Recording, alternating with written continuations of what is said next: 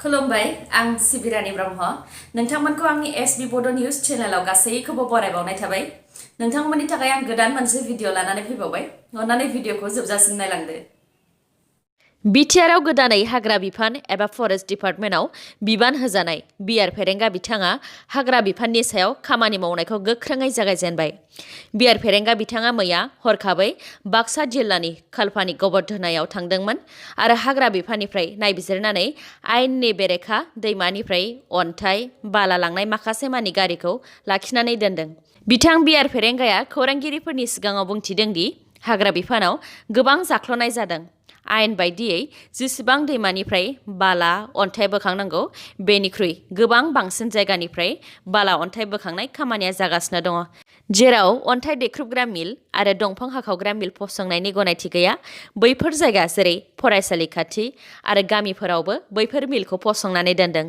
बेनि अनगायैबो जि जायगानिफ्राय दंफां दानफायनायनि गनायथि गैया बैफोर जायगानिफ्रायबो दंफां दानफायदों होननानै बुंथिदों बिथां BR फेरेंगाया बेफोर खामानियाव जायखिजाया मानसिनि आखाइ थायाथों मानो बेनि हेंथायै गोख्रों राहा लागोन होननानैबो बुंथिदों बिथां BR फेरेंगाया रायजो सभानि बारग' MP बिस्वजित दैमारि बिथांनि देरसिन फिसाज्ला अमितराज दैमारिया मैया सानजौफुनि 1 रिंगानिफ्राय गोमानानै दङ होननानै मैया ससियेल मिडियायाव गोसारदोंमोन बेनि उनाव क'क्राझार पुलिसआ नायबिजिरनाय खामानिखौ मावनानै बुंथिदों दि अमितराज दैमारिया गाव हारसिंसो गोसो जानानै क्लास सोलिफुबाय थानाय समावनो वाल बारनानै खारखुमालांदों आरो बे खामानिनि थाखाय अमितराज दैमारिनिनो सानै लोगोफोरा वाल बारनायाव मदद खालामदों आरो लोगोफोरनिफ्राय गुवाहाटीसिम थांनो होनानैबो रां लांदोंमोन बिथां अमितराज दैमारिया क'क्राझारनि रयेल्टी पाब्लिक स्कुलाव फरायोमोन रयेल्टी पाब्लिक स्कुलनि मावथिफोरा बुंथिनाय बायदिब्ला फरायसालियाव गासैबो गोख्रों CCTV दंजोबो मोनसे साइड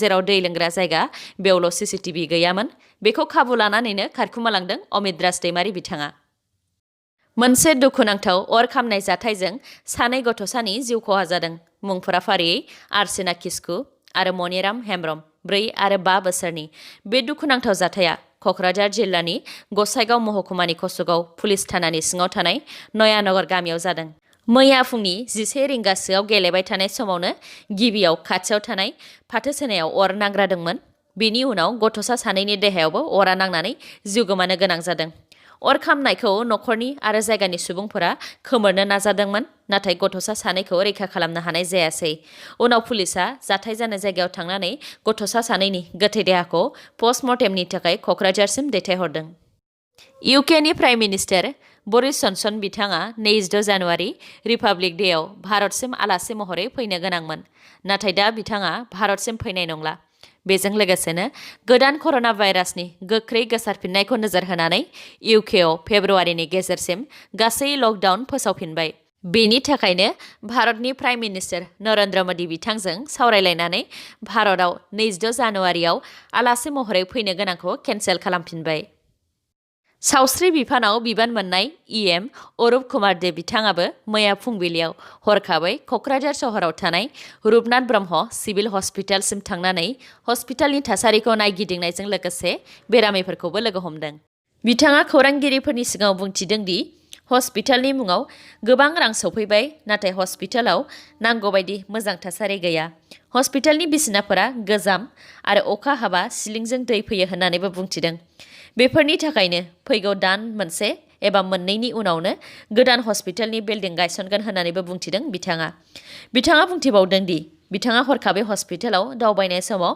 माखासे डक्टरफोरा हस्पिटालाव गैयामोन आरो बेनि हेंथा गोख्रों राहा लागोन होननानैबो बुंथिदों बिथाङा बेनि अनगायैबो सोरबा सोरखारि डक्टरा हस्पिटालाव डिउटि होआलासेनो प्राइभेट नार्सिं हमफोराव डिउटि मावहैनायाव हमजायोब्ला सासपेन्ड खालामनाय जागोन होननानैबो बुंथिदों बेजों लोगोसेनो बिथाङा BTRनि मोनब्रै जिल्लाफोराव हस्पिटाल आरो डिस्पेन्सारिफोराव थांनानै नायबिजिरहैगोन आरो बेफोरनि थासारिखौ नायनानै 8 एबा 9 जानुवारिसोआव गांसे प्रप'जेल आसाम सोरखारनिसिम दैथायहरगोन होननानैबो बुंथिदों COVID-19नि भेक्सिन फाइजार बाय'एनटेक लाखांनायनि उनावनो सासे नार्सआ जिउ गोमादों पर्तुगालनि 41 बोसोर बैसोनि नार्स सनिया एसेविडो बिथाङा कर'नानि भेक्सिन फाइजार बाय'एनटेकखौ लाखांनायनि 2 एबा 48 घन्टानि उनावनो जिउ गोमादों बिथां सनियाया पर्तुगिस इन्स्टिट्युट अफ अनकलजियाव नार्सनि खामानि मावोमोन सनियानि बिफाया बुंथिनाय बायदिब्ला थैनायनि सिगां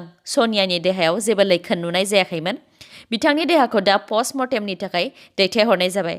भिडिअखौ जोबजासिम नायलांदो। लोगोसे नोंथाङा दासिमबो आंनि चेनेलखौ साबस्क्राइब खालामाखैबा अन्नानै साबस्क्राइब खालामदो। लोगोसे बेल आइकनखौबो क्लिक खालामदो जाहाथे गोदान भिडिअ लानानै आं फैयोब्ला नोंथांनाव सिगांग्रो नटिफिकेसन सौहैयो।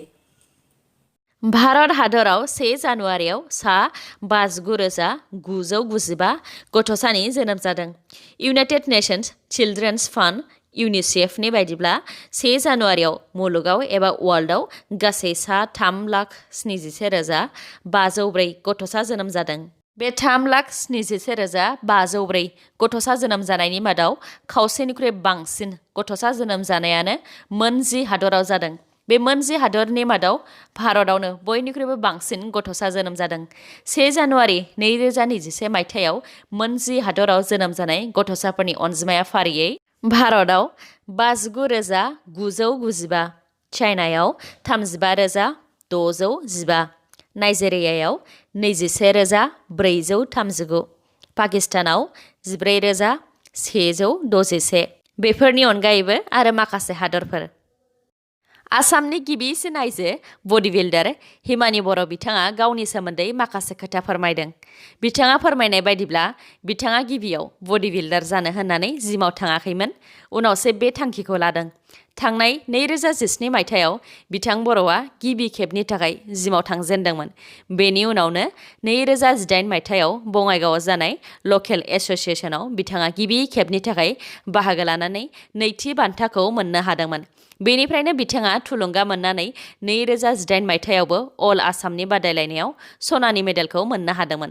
बिदिनो बिथाङा मोनसेनि उनाव मोनसे देरहासारनो हानानै थुलुंगाखांनाय आरो दावगालांबावनो गोसो जानाया जादोंमोन।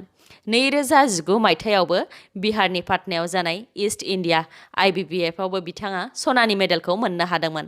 बडी बिल्डिं खालामनायनि अनगायैबो बिथां हिमानी बर'आ जिम खुलिनायनि थांखि दं होननानैबो बुंथिदों, जाहाथे जिमनि गेजेरजों सुबुंफोरनो एसेब्लाबो फिटनेसनि सायाव सोलोंथाइखौ होनो हायो।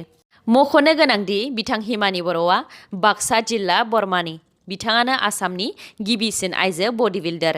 बिथाङा फोरमायथिदों दि बिथांखौ आसाम सरकार आरो BTC सरकारा दासिमबो जेबो मदद होआखै आरो जेबो खौरांबो लाफेराखै। बिनिखायनो BTRनि सरकारखौ गासैबो गेलेगिरिफोरखौ मदद होनो थाखाय खावलायहरदों। बेजों लोगोसेनो आसामनि हिमा दास बिथाङा 4x400 रिलेनि थाखाय 2021 मायथाइनि 23 जुलाइनिफ्राय जानो गोनां टकिअ अलिम्पिकआव सायख'जाबाय। टकिअ अलिम्पिकआ जापानाव 23 जुलाइनिफ्राय 8 आगस्तसिम जागोन। 36थि नेशनेल गेमआ बे बोसोराव गवायाव जागोन आरो 2022 मायथाइयाव मेघालयआव जागोन होननानै फोसावदों union sports and youth affairs minister Kiren Rijiju बिथाङा। BJP दोलोआव लेङाइ आफादगिरि बिबान मोननाय UPPOनि आफादगिरि महिनेश्वर बसुमतारी बिथाङा मैया क'क्राझार जिल्लानि सिङाव थानाय दतमा थुलुंगाफुरियाव थांनानै बड'फा उपेन्द्रनाथ ब्रह्म बिथांनि मुंख्लं खाम्फायाव बिबारजों मान बावहैदों आरो दतमानिनो बाथाबारि गामियाव थानाय थुनलाइगिरि ब्रजेन्द्र कुमार ब्रह्म बिथांनि मुंख्लं खाम्फायावबो बिबारजों मान बावहैदों। बिथां महिनेश्वर बसुमतारीया बुंथिदों दि जानुवारि दानावनो बड' Kachari welfare autonomous council BKWAC नि मावफुं कमिटिखौ दानाय जागोन। बे काउन्सिलाव गासै मोन 36 बियाब एबा समष्टि थागोन। लोगोसे बेवहाय सा 6 आइजोफोरनि थाखाय थिखानाय मासिबो थागोन आरो बेनि अनगायैबो सा 4 सोद्रोमाफोरखौ नमिनेटेड महरै सायख'नाय जागोन। बाक्सा जिल्लानिफ्राय फिन हाथियार बोखांनानै मोनदों। कुमरिकाटा पुलिस थानानि OC नीलब ज्योति नाथ बिथांनि दैदेननायाव बाक्सा जिल्लानि तामुलपुरनि मेसगुरि मथङा दैमा जिंनिफ्राय 9mm पिस्तलजों लोगोसे 11 राउन्ड गोथां गुलिखौ बोखांनो हादों। मख'नो गोनांदि थांनाय 21 डिसेम्बराव कृष्ण दास मुंनि सासे आबादारिनि न'आव माखासे दुथांफोरा गुलि गावदोंमोन। बे दायाव 23 डिसेम्बरावनो दुथांफोरखौ हमनोबो हादोंमोन। मुङा फारियै बिक्रम औवारी 28 बोसोर बैसोनि, बिक्रम मगर 30 बोसोर बैसोनि आरो राजु लिम्बु 28 बोसोर बैसोनि।